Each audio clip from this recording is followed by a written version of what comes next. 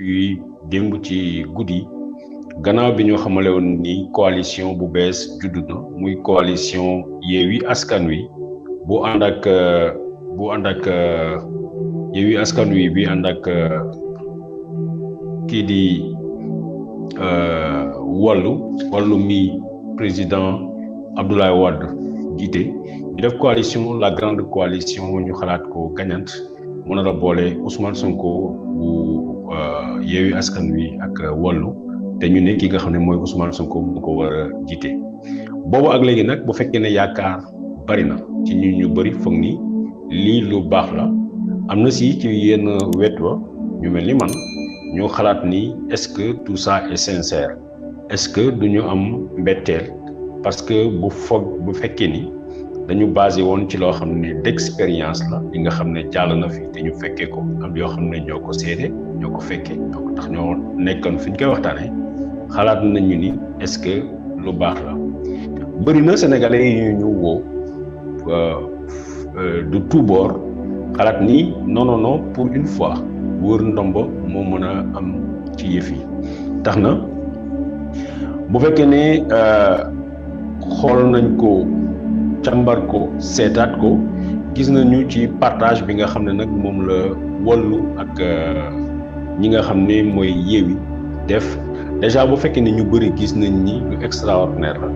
ñun à notre niveau en tant que journaliste dañu gisoon ne déjà am na problème lu tax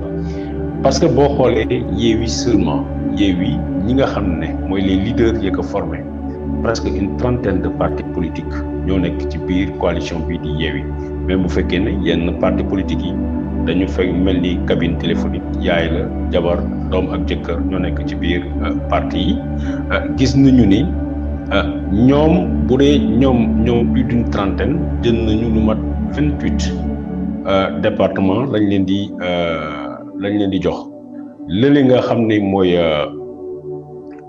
Wallu ak composition jox nañ leen 18 am na ñu mën a gis ni selon la taille des départements wala yu mel noonu donc lu baax la liste nationale ki nga xam ne moo ko war a diriger mooy Ousmane Sonko ñenn ñi ne nañu baaxaat na encore pour Yewwi Askan Wi mais lu waral ñun suñu taxaw seetlu ak suñu waral ñu def direct bi moo di démb ci guddi yëg ngeen ni liste ñi nga xam ne mooy waa Wallu rejeté nañu liste bi parce que nee nañu ay problème de doublon ak yu mel noonu moo am ci yëf yi li ñu ragal nag mooy li ñu leen waxoon depuis ci njëlbeen gis ngeen face à face yi ñu defoon fan yii yëpp muy man Babacar Touré ak muy Dame Mbodj wala boog démb moo ci mujj ak ki nga xam ne mooy Clédor Sène nee nañu est-ce que mënuñu am le risque ñun delluwaat encore ci li ñu gisoon ci élection locale yi maanaam ñu tàbb ay nit pour ñu dem taxaw nit ñooñu au dernier moment ñu daal di daw rejoindre benn camp bi wala ñu tabb ay nit au dernier moment ñu ne ñii seen candidature baaxut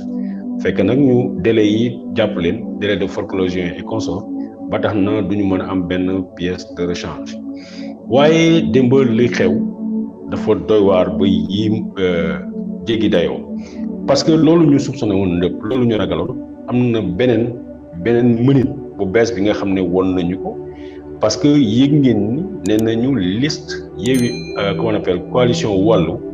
dañ ko rejeté nañu liste coalition Wallu yi lan moo ci fekk am nañu déjà 48 heures pour que ñu jéem a rectifier pour que ñu jéem a corriger lii nga xam ne mooy commission bi loolu la gis foog ne loolu tax na ba ñu invalider seen candidature mais luñ ci gën a ragal parce que dafa mel ni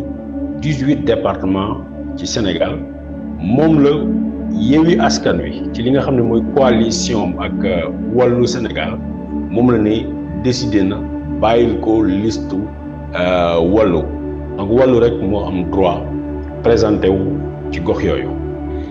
bu fekkee ne abandonné na terrain yooyu mu ñu demee ba au dernier moment ñu rejeté li nga xam ne mooy listu Wallu te délai yu 48 heures yi passé taxut ñu corriger erreur yooyu dafay mel ni ay place la yu mel ni benn candidature Yewwi Askan Wi bu ci mën a nekk bu ñu ne 18 départements dafay ñu bari dañuy foog ne peut-être lu léger la lu garaawut la mais boo jëlee département bu mel ni Pikine nga xam ne war na mën a génne à peu près 5 députés imaginez leen bu fekkee ne am na ay grands départements yu mel noonu war a mën a génne 4 5 3 députés alors que lii nga xam ne mooy opposition bi nekk na absent foofu waa PDS nag ku leen xam ni wax dëgg yàlla am nañu expérience ci wàllum vote kenn warut a xalaat ni mën nañu cuune bi nga xam ne dañuy rejeter seeni candidature mu neen noonu wala boog am nañu expérience ak fulla boo xam ne xalaat nañu ni ñoom kenn du leen xëy rek jaay leen doole ne leen du ngeen bokk ci élection nit ñi taxaw seetaan mais l'histoire doit toujours servir de boussole buñ ko xalaatee ni lu mel ni nirowoon na lu mel ni wone woon na lu mel ni gisoon nañ ko ci lu yàggul léegi ak Bamba Fall ak Gëm Sa Bopp keroog bu ñu jógee ñu ne rejeté nañu seen liste yi ci ëllëg si ñu dugalaat seen liste yi gis ngeen ni Bamba Fall nu mu mujjee ak électeurs yu Médina mais lu bokkul ak loolu bu fekkee ne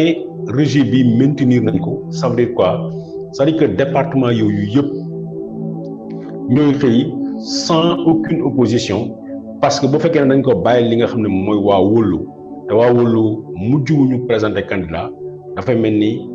benn opposition dootu fa amati ce sera un boulevard bi nga xam ne dañ koy ubbil lii di coalition Benno Bokk Yaakaar te dafa mel ni ñun njort nañu ni soupçonné nañu bu fekkee ne amuñu ay éléments yu concret li nga xam ne mën nañ ne preuve ngi nii ni ki ñii ñu ngi waxtaan wala ñii déggu nañu mais dañu xalaat ni dañu gis ni dañu soupçonné ni ñu créer volontairement wala ñu bàyyi li nga xam ne mooy forclusion de la liste Wallu ñu ci def dara lu dul ay yëngu-yëngu casse quelques jours génne ay communiqué de presse d'accord ñu ci loolu ñu bàyyi alors que les délais seront déjà impartis voilà 18 départements au moins boo xam ne benn voix rek benn baat moo fay jóg mais bu loolu amee wax nañ leen ce qui s'était passé en 2019 l'histoire doit toujours servir de boussole jaar-jaar dañ ko war a bàyyi xel ndax mu mun ñu permettre suba ñu bañ a def les mêmes erreurs ñu demee ci élection 2019 alors que ñëpp foog nañ ni la grande majorité dafay dem ci bëgg changer nguur gis ngeen alors que ki nga xam ne moo nekkoon ki gën a placé Ousmane Sonko mu nekkoon doon def visite xaw ma Kaolack la woon xaw ma Ziguinchor Maître Abdoulaye Wade wóolu na ko mu nekkoon ci période boo xam ne naan day ànd ak Ousmane Sonko ñu recevoir ñu man it ci laa bokkoon ci délégation ba ñu woon foofu recevoir leen fële teeru bi ñun ci mujj mooy ay conseil la alors que kii dagg na campagne am dellu si la ca mujjee mooy jëliw ci dara loolu perte de temps ñu ragal nag lu mel noonu mu daal di amati encore ci élection législative yi parce que li yëf yi di niro dafay niro ni opération boo xam ne organiser nañ ko dinañ ko bàyyee noonu de sorte que bu keroog bi ñu dem ci élection législative dëkk yi mu leen tudd yi nga xam ne département yi nga xam ne bàyyi nañ ko wàllu askan wi bu ko defee du am benn opposition benn liste moo fay am mooy Benno Bokk Yaakaar donc bu fekkee ne département bu Pikine nga xam ne en un moment mën nañ ci jëlee 5 députés imaginer leen buñ ko calculer lan la mën a indi comme perte ci wàllum opposition wala boog empêcher sénégalais parce que ñun bañuñu nee nañu kenn ku ne na nga jouer rôle bi nga bëgg a jouer na nga far fu la neex mais nañu am honnêteté jàkkaarloo ak askanu Sénégal ne leen man su ngeen ma falee man fii laa leen di yóbbu wala man kii laa bëgg a àndal donc en toute connaissance de cause sénégalais ñoo xam ni fii la ñu jëm donc li ñu ragal ñu waxaat leen ko li ñu soupçonné ñu waxaat leen ko dafay mel ni dañu bëgg a bàyyi intentionnellement li nga xam ne mooy forclusion mooy élimination liste wàllu askan wi la cay topp mooy ñu bëri ñu waxtaanal xalaat ni ay communiqué lay génnee ay coow boo xam ne du dem fenn mais l'objectif c'est d'empêcher à ce que ñu mën a présenter foofu ay liste Yewwi Askan Wi wala yeneen mouvement yoo xam ne mën nañu def opposition au régime en place mbokk yi li laa leen bëggoon a indil ci xibaar bu gàtt di leen ñaanal jàmm di leen jox daje.